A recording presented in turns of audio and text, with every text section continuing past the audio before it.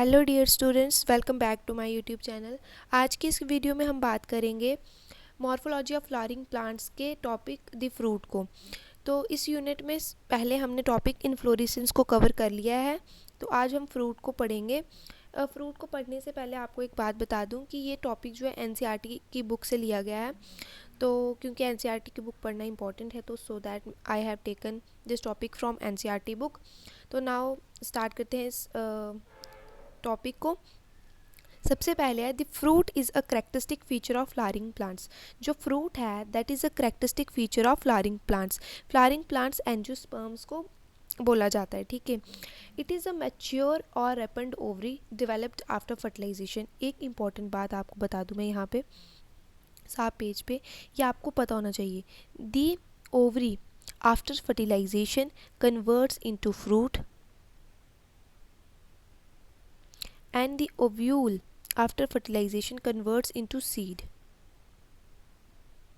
Okay जो ovary है fertilisation के बाद वो फ्रूट में चेंज हो जाती है, और जो ओव्यूल है वो फर्टिलाइजेशन के बाद सीड में कन्वर्ट हो जाता है। तो ये इम्पोर्टेंट था, आप इसको याद रखेंगे। नेक्स्ट जो है वो हमारा, चलिए देखते हैं। नेक्स्ट लाइन है, it if a fruit is formed without fertilization of the ovary it is called as parthenocarpic fruit.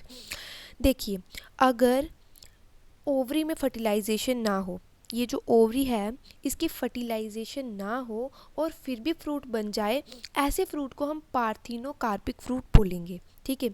Ovary की फर्टिलाइजेशन के बिना जो फ्रूट बनेगा उसको हम पार्थिनोकार्पिक फ्रूट बोलेंगे। नेक्स्ट लाइन है, generally the fruit consist of a wall और पेरिकार्प एंड सीड, ठीक है।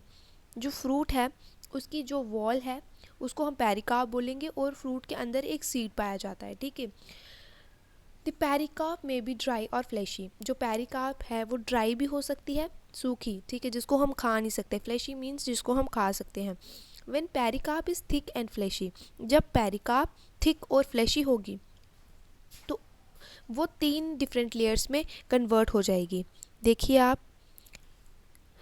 जब पेरिकार्प जो है फ्रूट की वॉल जो है वो थिक और फ्लैशी होगी, वो 3 लेयर में डिवाइड हो जाएगी। एक सेकेंड, पेरिकार्प जब थिक और फ्लैशी है तब हम उसको 3 पार्ट्स में डिवाइड कर देंगे, that is known as epicarp, mesocarp and then endocarp. तो ये हो गया पेरिकार्प का, ठीक है। तो देखते हैं, जब पेरिकार्प थिक और फ्लैशी होगी, खाने के लिए होगी, मोटी होगी, तब वो 3 लेयर्स में डिवाइड हो जाएगी, epicarp, mesocarp and endocarp. Epicarp जो है आउटर वाली लेयर होती है। जैसे कि मैंगो की ही एग्जांपल ले लेते हैं। जिस मैंगो के पार्ट को हम निकालते हैं बाहर, छिलका जिसको बोलते हैं, जिसको हम निकालते हैं उसको एपिकार्प बोलेंगे। मीजोकार्प जो येलोइश पार्ट होता है जिसको हम खाते हैं बेसिकली, उसको हम मीजोकार्प बोलेंगे।